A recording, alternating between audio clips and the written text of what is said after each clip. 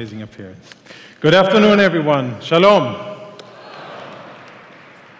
Today, I come to you as a husband, a father, and a man who has spent most of his adult life in the IDF defending the state of Israel. Thank you. I could talk to you about any number of threats facing Israel, but today I want to brief you on the specific threat coming from Lebanon.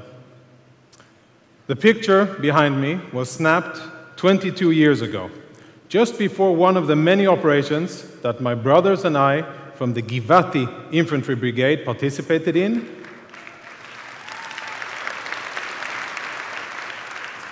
Against Hezbollah in Lebanon.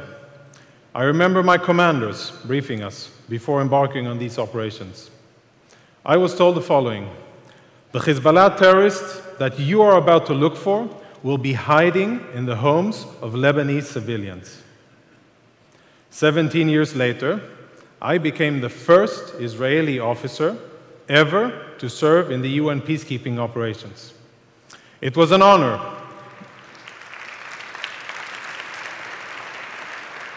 It was an honor, but at times also a frustrating assignment. I witnessed firsthand, time and again, the UN Security Council resolution discussions where diplomats allowed Hezbollah and the terrorists to violate UN Security Council Resolution 1701 and hide weapons under civilian homes in Lebanon.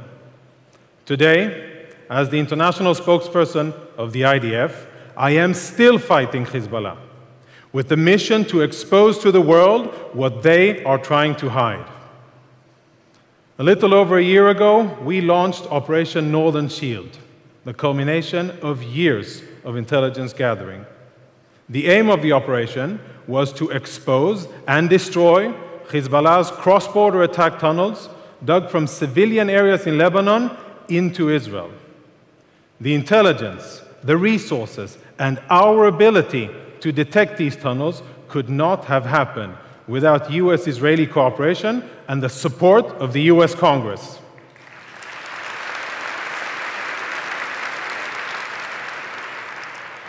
Now, these tunnels were meant to be the surprise component of Hezbollah's plan to conquer the Galilee by providing underground paths for hundreds of elite terrorists from Lebanon to get inside Israel with the aim of killing Israeli civilians and abducting Israeli soldiers.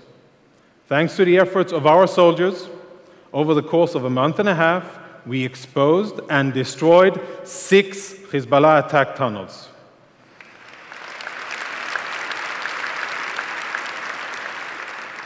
The most elaborate of these 6 was dug from a Lebanese village called Ramyeh, right under the border, near an Israeli community called Zar'it, a moshav that is home to about 200 mothers, fathers, and children.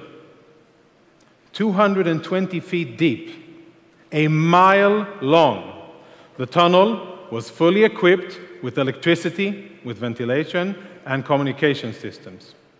It even had a winch and rail system to facilitate faster digging far from Lebanese territory towards Israel. Had Hezbollah succeeded in breaking out from that very tunnel, we can only imagine the magnitude of death and destruction that hundreds of terrorists would have been able to wreak havoc upon Israeli civilians. We estimate that each tunnel took about 4 years to dig and cost Hezbollah an average of $5 million US. Money that I'm sure you'd agree could surely have been put to much better use, serving civilians and their needs in Lebanon. Now, Operation Northern Shield ended just over a year ago. Despite the successful operation to block Hezbollah's tunnels, the terrorist army's elite commandos, the Iran-trained Radwan forces that are battle-hardened veterans of the bloody war in Syria, they continue preparations for a surprise strike into northern Israel with the goal of seizing an Israeli community and murdering Israeli civilians. And that is not all. As we're speaking, Hezbollah is acquiring game-changing weapons which only select militaries possess, aiming to be the first terror organization in the world to hold such capabilities. Since 2013, Hezbollah, acting as Iran's proxy, has dedicated its efforts to get their hands on precision-guided missiles, or PGM capabilities. A precision-guided missile, it's essentially a smart rocket, whereas traditional, unguided rockets are typically fired in large numbers and in a general direction of a target zone, with many doing limited damage as a result. PGMs are highly accurate, and they're able to strike within a few dozens of yards of a specific location. Hezbollah has already identified and declared which targets they intend to strike in Israel.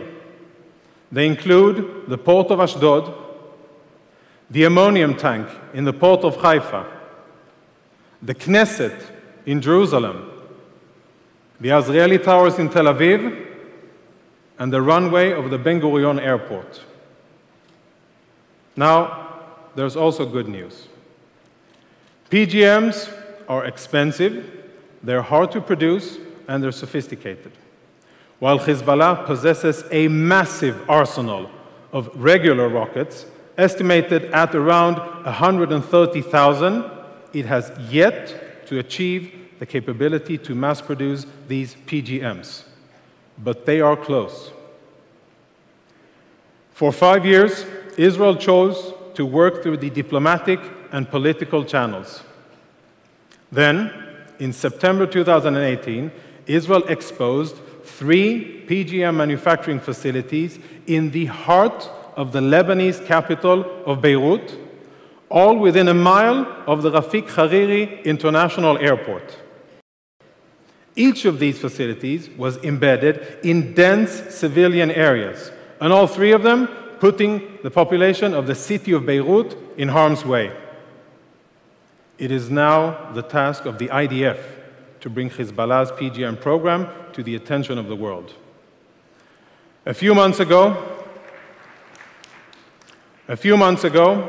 we exposed another Hezbollah missile factory. This one, north of a village called Nabi Shit, just east of the Bekaa Valley. What this newly released aerial footage reveals is what used to be a top-secret Hezbollah PGM manufacturing site. Almost immediately after we exposed it, Hezbollah started evacuating the site, probably in fear of an imminent attack. They are right to fear that. Because they know we won't allow them to mass produce missiles on Lebanese soil. And we know of other PGM manufacturing facilities hidden amongst innocent Lebanese civilians. And I'll tell you, we, the IDF, will deal with these sites in due time. Hezbollah looks for ways to kill. We look for ways to protect life.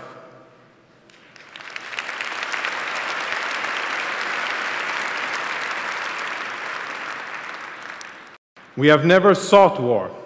We do not want war.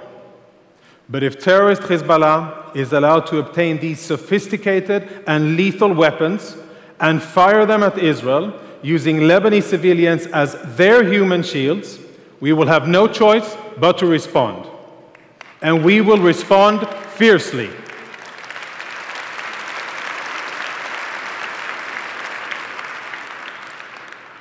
We rely on our soldiers, our sons and daughters, to dutifully guard our borders. And thanks to your efforts, everybody in this room, thanks to your efforts, we know we can continue to rely on the friendship and the support of the United States of America.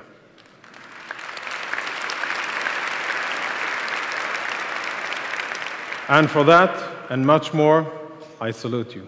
Thank you.